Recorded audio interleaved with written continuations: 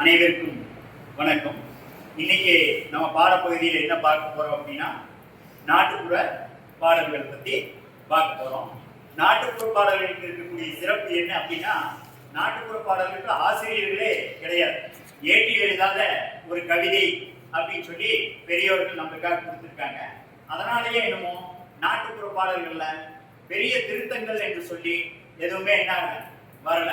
நாட்டுப்புற பாடல்கள் அப்படிங்கிறது நாட்டுப்புற மக்கள் தாங்கள் வேலை செய்யக்கூடிய இடங்கள்லையும் தங்களுடைய களைப்பை போக்கிக் கொள்வதற்காக வயல்வெளிகள்லையும் திருவிழாக்கள் காலகட்டத்திலையும் வேலை செய்யக்கூடிய இடங்கள்லையும் பாடப்பட்ட பாடல்கள் அப்படின்னு சொல்லி சொல்றாங்க. பரம்பரையா வம்சாவளியா இந்த நாட்டுப்புற பாடல்கள் தொடர்ந்து பாடப்பட்டு வருகின்றன. ஆகவே குழந்தை பாடல்கள், தொழில் பாடல்கள், தாலாட்டு என்று நாட்டுப்புற பாடல்களில் பல வகை. அது இல்லாமல் திருவிழா பாடல்கள், குழந்தை பாடல்கள் என்று பல வகையாக பிரிக்கப்பட்டுள்ளது. மேலும் பல பாடல்கள் சொலவடை என்று சொல்லக்கூடிய பழமொழி என்று சொல்லக்கூடிய பாடல்களாகும். சில பாடல்கள் விடுகதை பாடல்களாகவும் அமைந்துள்ளது.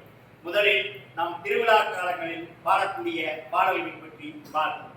திருவிழா காலங்களில் ஊரிலே இருக்கக்கூடிய மாரியம்மன் மற்றும் பல சிறு தெய்வங்கள் வழிபாட்டில் நாட்டுப்புற பாடல்களை பரவலாக காணப்படுகிறது. இத்தகைய பாடலானது சிறப்பு வாய்ந்த தனி பழம்பெருமை மிக்க பாடல்களாக அமைவது சிறப்பானதாகும். நாட்டுப்புற பாடல்கள் பெரும்பாலும் பெண்கள் பாடக்கூடிய பாடல்களாகவே அமைகின்றன. பெண்கள் திருவிழா காலங்களில் முளைப்பாளி என்று சொல்லக்கூடிய ஒரு நிலையை எடுத்துக்கொண்டு கோயில் முன் வந்து அத்தகைய முளைப்பாளியை எல்லாம் இறைவனிடத்திலே வழிபாடு செய்து அந்த முளைப்பாளியை வரிசையாக வட்டமாக வைத்து அதிலே பெண்கள் கும்மி அடித்துக் கொண்டு பாடப்படுகின்ற பாடல்களாக அமைகின்றன.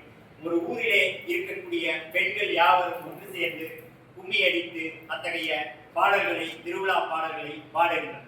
இன்னும் சில தெய்வங்களை வேண்டி ஆடி மாதத்திலே ஆடி திருவிழா என்று சொல்லக்கூடிய அந்த மலைவேற்பு பதிகங்களை பாடி திருவிழாவை நடத்துகின்றனர். இத்தகைய நேரத்திலே அங்கே கிராமப்புறங்களில் ஏழை மக்களுக்கு கூழ் ஊற்றுகின்ற ஒரு நிகழ்வை பார்க்கின்றோம். இத்தகைய கூழ் ஊற்றிய பின் அந்த தெய்வத்தை வேண்டி மலை பதிகங்களை பாடுகின்றனர். இதனால் மழை வருவது என்பது ஐதீகம். அது மட்டும் இல்லாமல் நல்ல வழி அத்தகைய விழாவினை நடத்தி இருந்தார்கள் என்றால் அந்த நிகழ்வு முடிவதற்குள் மழை வரும் என்பது இங்கே சிறப்பான ஒன்றாகும். மேலும் தாலாட்டு, இது பெண்கள் தங்களுடைய குழந்தைகளுக்காக பாடும் போது தொட்டிலில் அந்த குழந்தையை அசைத்து விட்டு பாடக்கூடிய பாடலாகும். இத்தகைய பாடலானது மாமன் அடித்தாலோ மாமன் அடித்தாரோ மல்லிகைப்பூ செட்டாலே என்கின்ற ஒரு நிலையும், மாமன் சீர் கொண்டு வரக்கூடிய ஒரு நிலையும் அந்த பெண்ணானவள் ஒரு பாசத்துடன் அந்த குழந்தைக்கு எடுத்து இயங்குகிறார். அத்தகைய குழந்தையானது வளரும் போது தாய் மாமனின் உறவு பற்றியும் அவரது உயரமான நிலை பற்றியும் அந்த தாலாட்டு பாடல்கள் மூலமாகவே தெரிந்து கொள்ளும் என்கின்றது இங்கே அவசியமான ஒன்றாக விளங்குகிறது. மேலும் தொழிற்பாடல்களில் நாட்டு நடக்கூடிய பாடல்கள், மேலும் அங்கே இருக்கிற நாட்டுப்புற பாடல்களை அங்கே அழகாக பாடுவார். அத்தகைய நாட்டு நடக்கும்போது கிராமிய பாடல்களை அவர்கள் பாடுவது வழக்கமாக அமையும். அதுக்கடுத்து பார்த்தோம் அப்படின்னா குழந்தை பாடல். இத்தகைய குழந்தை பாடல்கள் என்பது சிறுவர்களுக்கு விளையாடக்கூடிய ஒரு அற்புதமான பாடலாக விளங்குகிறது.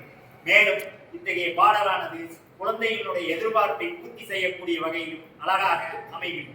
அங்கே அத்தகைய பாடலானது டும் டும் யாரது வேயது என்ன வேண்டும் நகை வேண்டும் என்ன நகை கலர் நகை என்று சொல்லக்கூடிய அந்த வண்ணத்தை குறிக்கப்படுவதால் அந்த வண்ணங்களிலே உள்ள அமைப்பு முறையானது அந்த குழந்தைகள் போடக்கூடிய துணிகளில் அமைந்திருக்கக்கூடிய ஒரு நிகழ்வையும் இங்கே பார்க்கின்றோம்.